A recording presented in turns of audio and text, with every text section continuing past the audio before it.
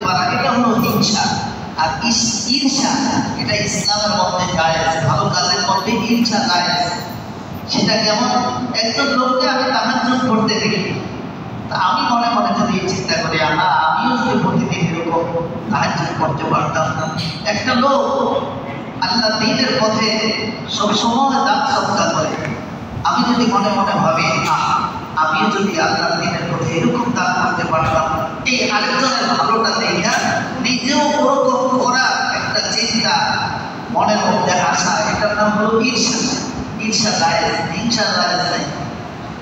আয়েশা রাদিয়াল্লাহু তাআলা আনহা বলেন, আমার কারো প্রতি ঈর্ষা হতো না, শুধুমাত্র হযরত খাদিজাতুল কুবরা রাদিয়াল্লাহু তাআলা আনহার প্রতি আমার ঈর্ষা হতো। অথচ হযরত খাদিজাতুল কুবরা রাদিয়াল্লাহু তাআলা আনহু আমার বিবাহের আগে তিনি ইন্তেকাল করেছেন। এমনকি আমি যখন নবীজি সাল্লাল্লাহু আলাইহি ওয়াসাল্লামের সংসারে এসেছি, এর 3 বছর আগে খাদিজা রাদিয়াল্লাহু তাআলা আনহা দুনিয়া থেকে বিদায় হয়ে চলে গেছেন। তারপরও তার বিভিন্ন কথাবার্তা নবীজির মুখে শুনে আমার তার প্রতি ঈর্ষা হতো। হুজুর সাল্লাল্লাহু আলাইহি ওয়াসাল্লাম তার ত্যাগের কথা, ভালোবাসার কথা এত বেশি বলতেন, আমি এক সময় নবীজিকে বলতাম, মনে হয় খাদিজা রাদিয়াল্লাহু তাআলা আনহা দুনিয়ার মধ্যে মহিলা আছে, আর মনে হয় কোনো মহিলা নেই।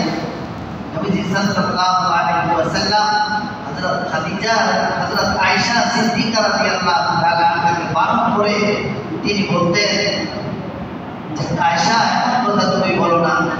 খাদিজা রাদিয়াল্লাহু তাআলা আনহা আমার প্রতি যতটুকু মায়া, মমতা, ত্যাগ স্বীকার করেছে, পৃথিবীতে আমার জন্য কোনো নারী, কোনো মহিলা এত ত্যাগ তিতিক্ষা স্বীকার করে নাই।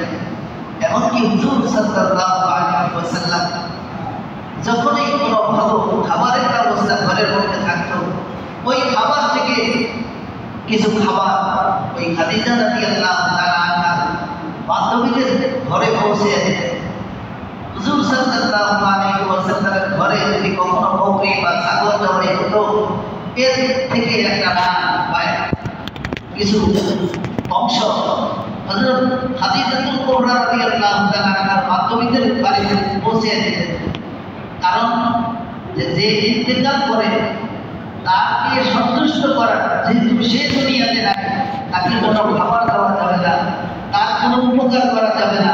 হ্যাঁ, তার বন্ধু-বান্ধব, তার নিকটাত্মীয়ের যদি কোনো উপকার করা যায়, তাদেরকে যদি খাওয়ানো যায়, তাহলে এই খাওয়ার বিষয়টা আল্লাহ তাআলা এই মৃত ব্যক্তির কবরে পৌঁছে দেন। হুজুর সাল্লাল্লাহু